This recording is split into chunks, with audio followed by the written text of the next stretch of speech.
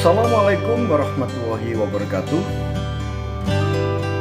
Bismillah, alhamdulillah, wa syukurillah, ala nikmatillah, la haula wa la quwata illa billah, amma ba'du. Pemirsa, ketemu kembali dengan Kelamun Putro, salam budaya warisan Nusantara. Pemirsa, izinkan saya untuk melanjutkan keterangan saya tentang Gajah Mada, prajurit sejati kerajaan Mojopahit. Pemirsa, di kesempatan yang lalu diceritakan bahwa Rakrian Mahamantri Mukya Gajah Mada berkehendak untuk berkunjung ke Banjulo, Kenjeran, Ujung Galuh. Niatnya itu disampaikan kepada Gajah Samudro, yaitu anak dari Kanuruhan Gajah Enggon yang sudah berada seminggu di Banjulo, Kenjeran, Ujung Galuh. Tujuannya tidak lain adalah ingin menjenguk, yaitu eyang dari Gajah Enggon atau buyut dari Gajah Sagoro yang sudah lama menderita sakit. Pemirsa dimanapun Anda berada, di dalam perjalanan saat beristirahat,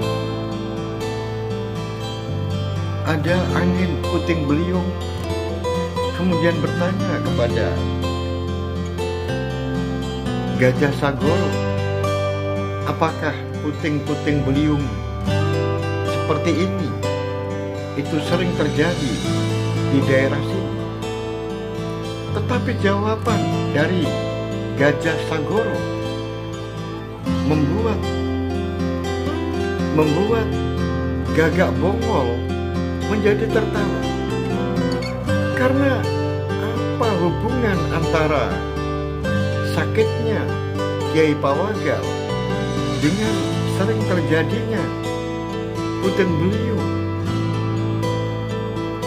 Tetapi bagi Gajah Mada yang ada di dalam dadanya, agaknya mengerti ini pasti ada hubungan antara Kiai Pawagal dengan puting-puting beliung yang sering ada di daerah ini. Akhirnya pemirsa dimanapun Anda berada, setelah perjalanan dilanjutkan, akhirnya sampailah di Banjulo, Kenjeran, Ujung Galuh. Tentu saja dengan suara deram kuda yang datang terdengar oleh Gajah Enggon bersama istrinya, yaitu Nyai Sunomo, yang saat itu berada di Sanggar Pamujan, bisa memastikan bahwa yang datang itu adalah Gajah Mada dan putranya, yaitu Gajah Sagoro. Oleh sebab itu, karena terdengar jerat suara kuda, akhirnya Gajah Enggon bersama istrinya kemudian buru-buru menuju ke depan rumah karena untuk menyambut tamu agung yang datang dari Mojopahit. Ternyata benar bahwa mereka yang datang adalah Gajah Mada yang didampingi oleh Gagak Bongol dan beberapa orang pengawal dari kerajaan Mojopahit. Pemirsa dimanapun Anda berada, Tentu saja kehadiran Gajah Mada ini disambut dengan begitu hangat oleh keluarga, karena antara Gajah Enggon dengan Gajah Mada seperti saudara. Oleh sebab itu dipersilakan masuk. Kemudian di sana sudah ada Kiai Pawagal yang terbaring di peraduan. Maka Gajah Mada dan semuanya mendekat ke pembaringan itu. Gajah Mada duduk di tepi peraduan. Kemudian yang lain berdiri. Di sana ada Gagak Bong, ada Gajah Enggon, Nyai Sunolong, dan Gajah Sagon. Gajah Mada melihat orang yang tua renta dengan rambut semuanya memutih, alis, rawis, dan jambang serta jenggot semuanya putih. Wajahnya pucat dan matanya sayup, menyempit, hampir-hampir bola matanya tidak nampak. Kemudian manik-manik matanya kornea yang dulu hitam kelam sekarang sudah mulai memudar. Badannya lumlit, tinggal balung dengan kulit karena saking kurusnya. Oleh sebab itu dipegangnya telapak tangan dari Kiai Pawagal oleh Gajah Mada. Alangkah terkejutnya orang yang hadir setelah telapak tangan Empu Pawagal ini dipegang oleh Gajah Mada. Tiba-tiba Kiai Pawagal membuka matanya. Kemudian menggeser kepalanya miring dan seakan-akan menatap wajah orang yang memegang tangannya, yaitu Kiai Pawagal menatap wajah Gajah Mada. Setelah dipandanginya beberapa saat, kemudian tangan Gajah Mada itu ditarik. Seakan-akan Kiai Pawagal ini memberikan sebuah isyarat bahwa lebih dekatlah atau mendekatlah. Kemudian Gajah Mada merunduk dan kepalanya didekatkan dengan kepala Kiai Pawagal. Ternyata Kiai Pawagal berbisik-bisik, karena selama ini jarang sekali Kiai Pawagal itu berbicara, seakan-akan membisu, seakan-akan dia itu enggan untuk berbicara. Tetapi kali ini dia mau berbicara. Apa yang disampaikan? Ternyata Kiai Pawagal membisiki Gajah Mada hanya beberapa kata. Apa itu? Kiai Pawagal berbisik kepada Gajah Mada, "Aku ingin pulang."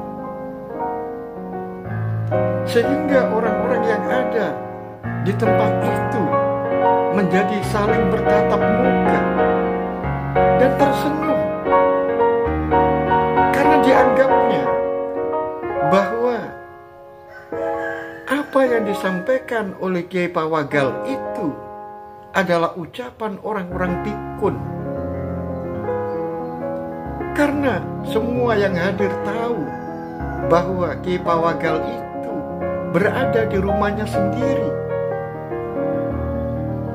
Tetapi dia mengapa mau ingin pulang?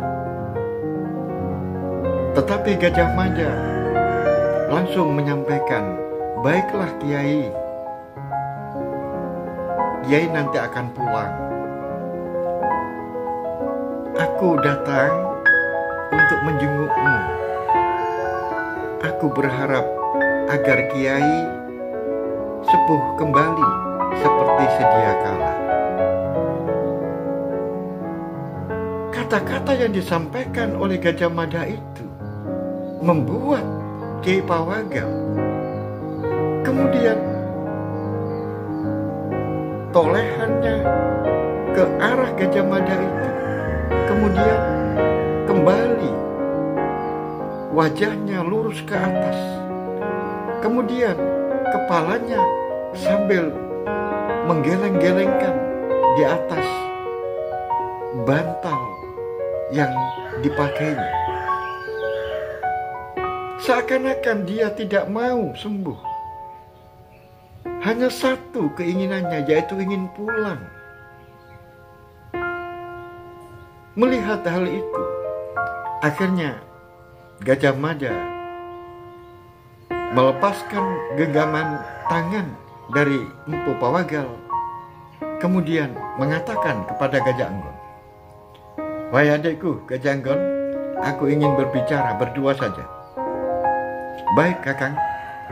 Maka keluarlah Gajah Enggon bersama dengan Gajah Mada. Sedangkan yang lain masih tetap tinggal menunggui Empu Pawagal atau Kiai Pawagal ini yang masih dalam keadaan sekarat. Pemirsa dimanapun Anda berada, maka berjalanlah Gajah Mada beriring-iringan dengan Gajah Enggon. Jalannya begitu santai, tidak tergesa-gesa. Tetapi di dalam perjalanan menuju ke sebuah pantai yang tidak jauh dari rumahnya, selama perjalanan itu Gajah Mada tidak berkata apa-apa. Dan karena Gajah Enggon sudah tahu sifat dan watak karakter dari Gajah Mada, sangat mengenal. Oleh sebab itu, dia tidak mau berkata sebelum ditanya atau sebelum diajak berbicara. Dia tidak mau, karena itu adalah wataknya Gajah Mada. Perjalanan yang tidak begitu jauh di sore hari itu, maka sampailah di tepi laut, di sebuah pantai yang cukup luas, pantai yang berpasir. Kemudian dilihatnya di sore hari itu, matahari sudah menampakkan rona-rona merahnya di barat. Kemudian setelah ada di tepi pantai, bahkan kaki sudah tersentuh oleh ombak-ombak yang menuju ke darat, maka kaki-kaki Gajah Mada dan Gajah Enggon itu dibiarkan disentuh oleh ombak-ombak kecil. Kemudian Gajah Mada bertanya, "Apakah sakitnya eyangmu, Kiai Pawagal, sudah lama?" "Benar Kakang, sudah lama banget. Saya sendiri sudah tidak bisa menghitung mulai kapan sudah tidak bisa berjalan itu. Hampir 6-7 tahun yang lalu." "Nah, kemudian kalau kamu bertugas, siapa yang menunggu?" "Istriku."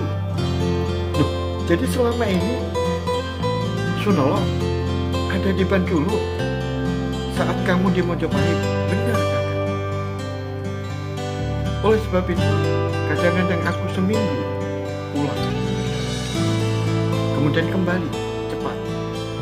Tetapi untung ada putraku, Gajah Sagoro, yang lebih sering daripada saya karena untuk menjenguk buyut. Kemudian selama aku tinggal, aku titipkan kepada tetangga-tetangga yang ada di sini, karena ada tetangga dekat yang merawat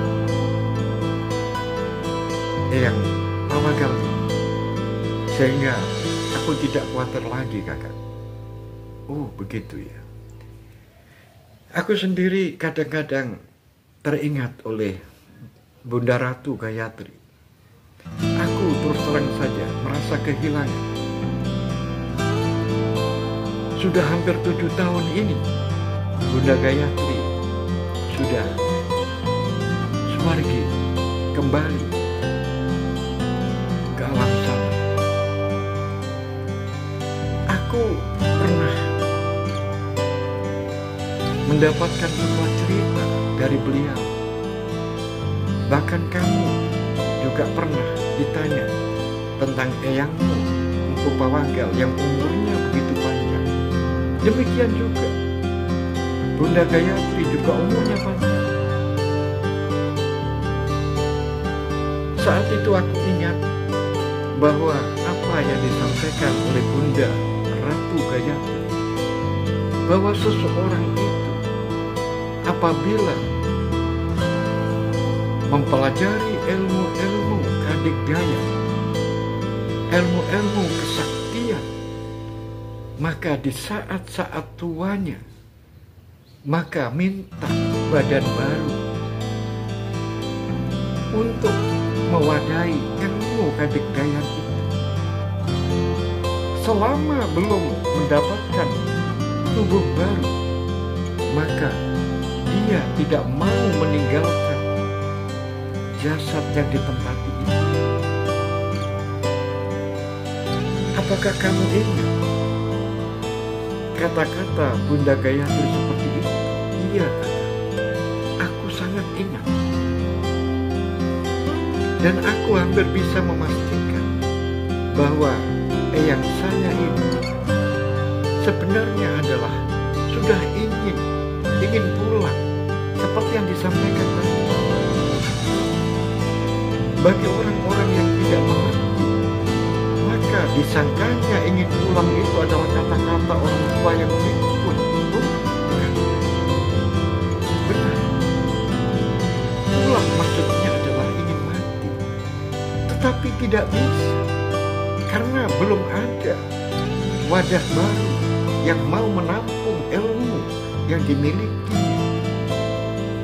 Benar, kakak. Nah, sekarang ini saya juga kadang-kadang berpikir banyak keanehan-keanehan yang terjadi. Seperti kemarin aku mendapatkan kabar adikku Temenggung yang saya kirimkan ke Sumbawa juga mendapatkan serangan-serangan yang aneh. Ini pasti ilmu yang dipakai, yaitu adikku Nolo yang ada di sana mendapatkan serangan-serangan dari masyarakat di Sumbawa. Prajurit-prajurit mereka tidak mau berperang di siang hari, tapi melakukan serangan malam hari. Tetapi serangan-serangan itu misterius, seakan-akan tidak ada prajurit. Tetapi prajurit-prajurit Mojopahit banyak yang mati terbunuh. Dan bekas dari pembunuhan itu adalah tusukan benda tajam. Oleh sebab itu saat ini adikku saya suruh untuk mundur. Kapalnya saya suruh menengah ke laut. Tetapi ada berita lagi bahwa di Bali ada Raja Bali yang begitu sombongnya. Dia tidak mau tunduk kepada Mojopahit. Dia juga menyampaikan bahwa tidak ada Mojopahit yang bisa menguasai Nusantara. Oleh sebab itu, aku perintahkan adikku Anolo untuk mundur dari Sumbawa, karena Sumbawa masih belum waktunya untuk ditunduk. Sekarang saya perintahkan untuk beralih kembali. Dan di samping itu juga aku kirimkan pasukan darat untuk menuju dan membantu Anolo yang ada di sana. Dan tahun ini 1357 ini, aku yakin Bali akan jatuh dan Sumbawa juga akan jatuh. Oleh sebab itu Raja Dompo akan takluk di bawah kerajaan Majapahit.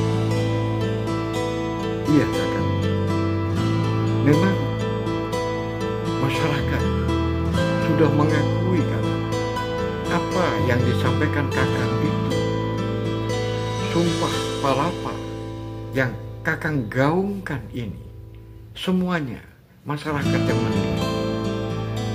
Satu demi satu, daerah-daerah yang sombong, tidak mau tunduk, tidak mau bersatu dengan Mojopahit, satu demi satu kakak tunduk.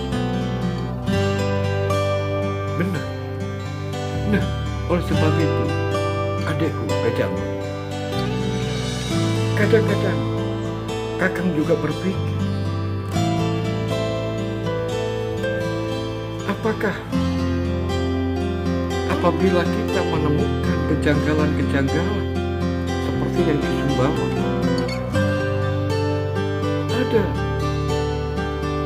lagi saat kita bertempur di Sadeng, tiba-tiba ada angin puting beliung yang begitu besar,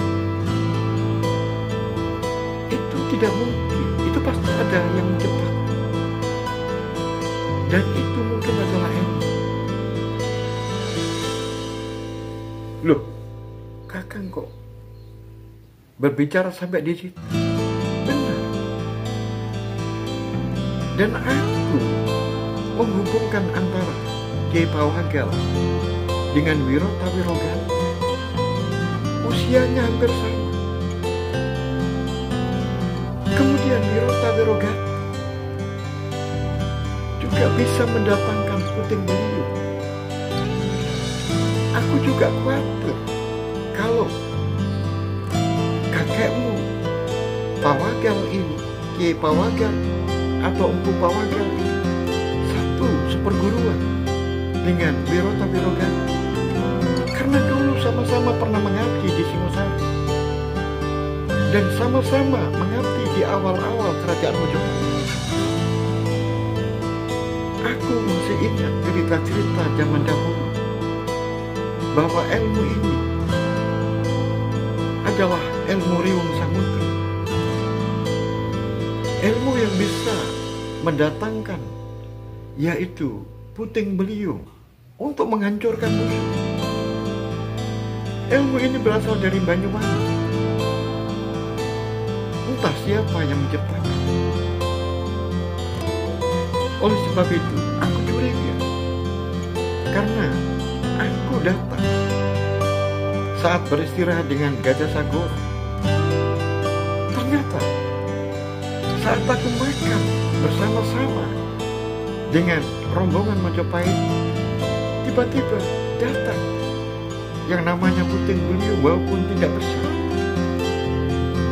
Kemudian aku bertanya kepada putra bahwa di sini juga sering terjadi puting beliung. Dan yang lebih aneh lagi, putramu mengatakan, jika kakek buyutku ini dalam keadaan sakitnya parah, maka puting-puting beliung itu datang kadang-kadang sehari sampai 2 kali. Benar kakak, itu memang benar, dan itu tidak dipungkiri. Memang kakek buyut yang Kiai Pawagal ini bisa mendatangkan puting-puting beliung. Oleh sebab itu, aku sendiri juga terkadang berpikir keras tentang hal ini. Tapi aku takut, kakak, kalau kakekku itu mengatakan kepada diriku, yaitu apa? Ingin mewariskan ilmu itu kepada saya. Itu yang aku takutkan. Loh, kok kamu takutkan? Apa yang kamu takutkan? Aku tidak berani, kakak. Mengapa kamu tidak berani? Apakah kamu takut mati yang begitu umurnya panjang, tidak mati-mati kalau tidak mendapatkan tubuh baru untuk mewadahi ilmu itu? Itu di satu sisi, kakak. Tetapi prosesnya, kakak, untuk bisa mendapatkan ilmu itu sungguh sangat berat, kakak. Dan aku tidak sanggup, karena taruhannya adalah mati.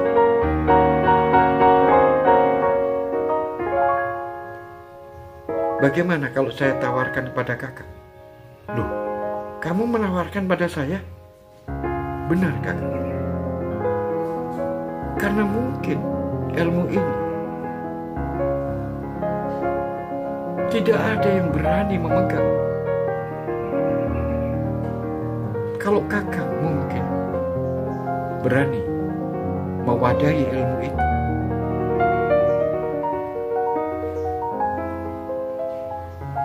Baiklah, kalau begitu, aku mewadahi ilmu ini adalah untuk mendukung cita-citaku, tetapi bukan karena keserakahan, tetapi didasari oleh rasa ingin mempersatukan Nusantara, untuk mencegah dan menjegal orang-orang yang sombong, yang tidak mau bersatu dengan kerajaan Mojopahit. Pemirsa, dimanapun Anda berada, di sore hari itu, saat Gajah Mada mengatakan, baiklah, aku terima, tiba-tiba angin yang ada di pesisir itu bertambah besar dan bertambah besar, seakan-akan mengerti tentang maksud isi hati dari Gajah Mada. Dan akhirnya datanglah sebuah angin yang terus begitu kencangnya. Setelah angin ini kencang dan deras di sore hari itu, tiba-tiba angin itu membuat pilin memutar-mutar. Akhirnya Gajah Enggon lari, bersembunyi di bebatuan dan bertiarap karena takut kalau nanti terhanyut oleh besarnya tenaga yang dimiliki oleh puting beliung.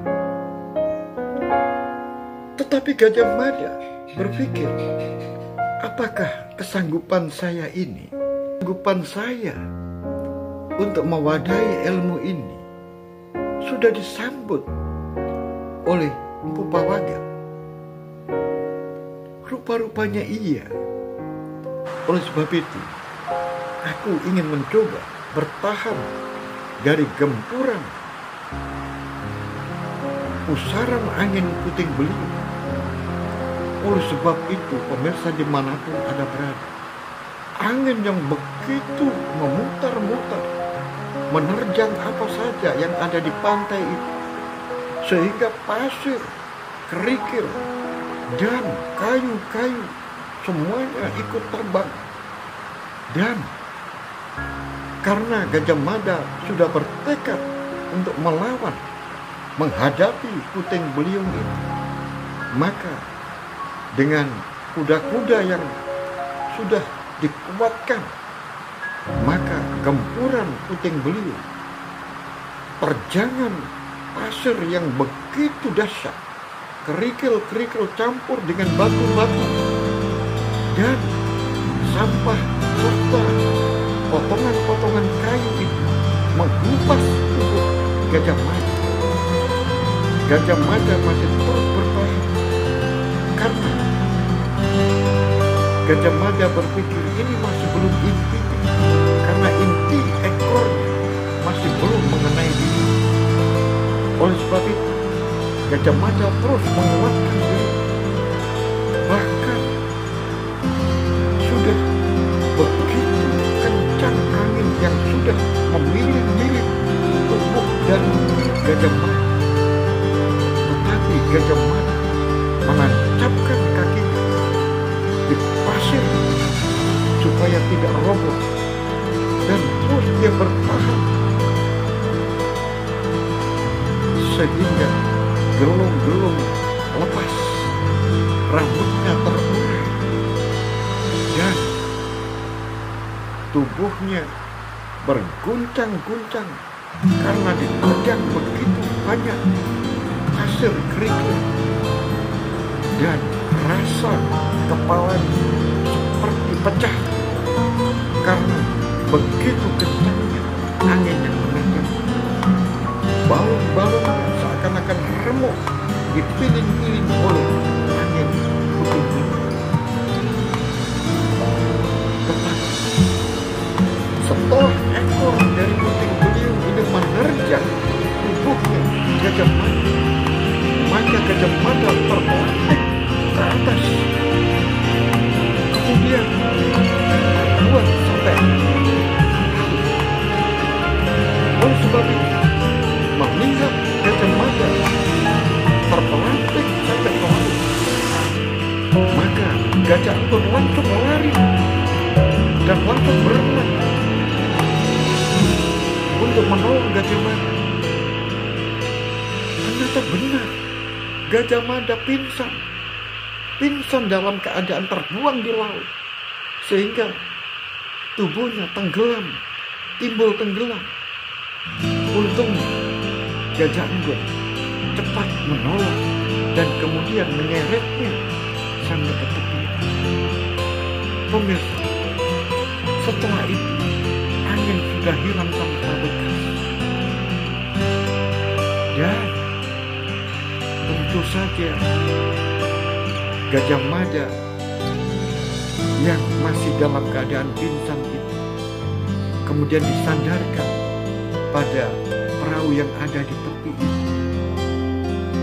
Dan Gajah Enggon yang menolong, menyeret sambil berenang, sambil melawan ombak dari laut.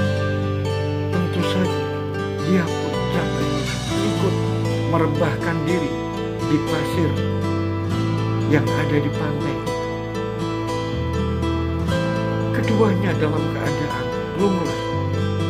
Gajah Enggon capek karena menolong Gajah Mada, dan Gajah Mada tubuhnya yang penuh dengan memar-memar karena bekas dari hantaman batu-batu dan kayu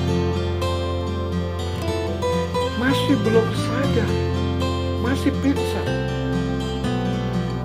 Oleh sebab itu dicobanya oleh Gajah Enggon agar kaki-kakinya, tubuhnya tidak menyentuh air, maka dicobanya untuk diseret sampai ke daratan sehingga terhampar di atas pasir di pantai. Kemudian dicobanya dibersihkan tubuhnya supaya cepat mengering. Pemirsa dimanapun Anda berada, ditungguinya Gajah Mada yang masih dalam keadaan pingsan. Tapi walaupun tubuhnya memar-memar, tapi tidak ada sedikit pun yang luka. Tidak ada kulit yang sobek, sehingga tidak ada darah yang keluar. Tiba-tiba datanglah Gajah Sagoro yang lari-lari menuju ke arah ayahnya, yaitu Gajah Enggon. Romo, Romo. Kemudian menolehlah Gajah Enggon. Ada apa? Eyang Mawaka meninggal. Betapa terkejutnya Gajah Enggon. Kemudian Gajah Sagoro bertanya, "Paman, Gajah Mada kenapa?" "Iya, sudah, tidak apa-apa. Kamu pulang, sampaikan kepada ibumu, sebentar lagi saya dan pamanmu Gajah Enggon akan kembali." "Baik, baik Romo." Maka kembalilah Gajah Sagoro, dan Gajah Enggon masih menunggu sampai Gajah Mada ini siuman. Tidak lama kemudian Gajah Mada batuk-batuk dan kemudian muntah. Ternyata saat dia ada di laut tadi sempat minum air laut sehingga dia muntah. Di saat muntah, kemudian dia langsung duduk dan bangun.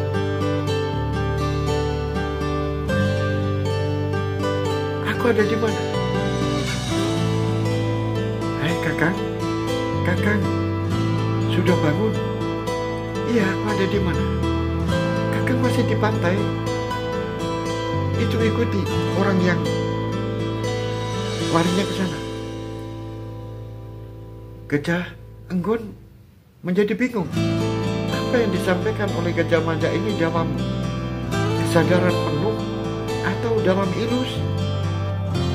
Akhirnya Gajah Enggon langsung lari menuju ke arah yang ditunjuk oleh Gajah Mada. Tetapi belum jauh dia lari ke tempat yang mana arah yang ditunjuk oleh Gajah Mada. Dia berhenti karena dia berpikir, ada apa? Ternyata tidak ada apa-apa. Dia kembali. "Kakang, di sini tidak ada siapa-siapa." "Iya, orangnya lari ke sana. Dia tidak mau menampakkan wajahnya. Rambutnya panjang, tidak digelung." "Baiklah Kakang, biarlah nanti kita kejar. Ayo Kakang, kalau Kakang bisa bangun, coba Kakang berdiri." Maka dipapahnya Gajah Mada oleh Gajah Enggon kemudian bisa berdiri. Tetapi tiba-tiba dia terduduk kembali. "Ada apa Kakang?" "Aduh, badanku seperti remuk.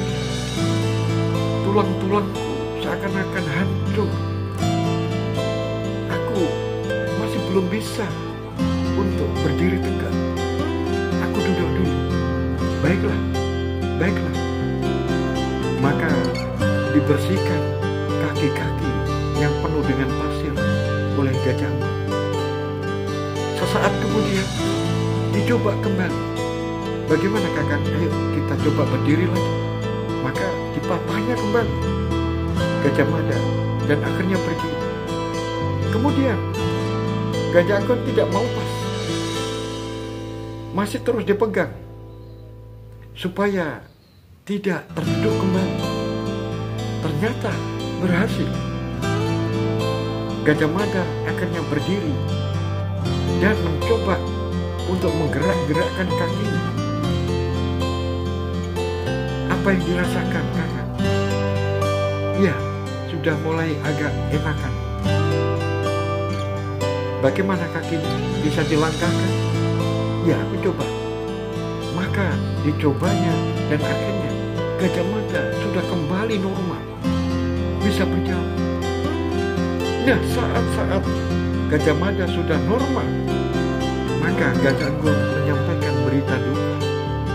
Wahai kakak, aku berterima kasih kepada kakak karena kakak sudah mengantarkan eyang saya, yaitu Empu Pawagal, Kiai Pawagal, sudah pergi pulang. Alangkah terkejutnya Gajah Mada. Maksudmu Kiai Pawagal sudah meninggal? Benar kakak. Maka Gajah Mada juga terheran-heran. Berarti ilmu yang dimiliki oleh Empu Pawagal sudah dimasukkan ke dalam dirinya, yaitu berupa puting beliung yang demikian dahsyat. Akhirnya Gajah Mada diajak oleh Gajah Anggor kembali ke rumah, dan di sana sudah banyak para tetangga yang berada di rumah Gajah Anggor. Pemirsa dimanapun Anda berada, akhirnya Gajah Mada memutuskan untuk menunggu sampai proses pembakaran mayat, dan setelah itu akan kembali ke Mojokerto. Pemirsa dimanapun Anda berada, bagaimanakah kelanjutan dari cerita ini? Apakah benar Gajah Mada sudah menguasai ilmu warisan dari Kiai Pawagal? Dan bagaimanakah cara menggunakan ilmu ini? Karena ilmu ini baru dimasukkan. Kemudian, apakah Gajah Mada mengetahui kunci-kunci tentang cara-cara menggunakan ilmu ini? Karena pemiliknya sudah meninggal, sehingga tidak ada yang bisa dituju sebagai tempat bertanya. Oleh sebab itu, pemirsa, ikuti cerita ini hingga akhir. Sampai di sini akhir kalam. Billahi taufiq wal hidayah, waridho wal inayah. Assalamualaikum warahmatullahi wabarakatuh. Salam budaya warisan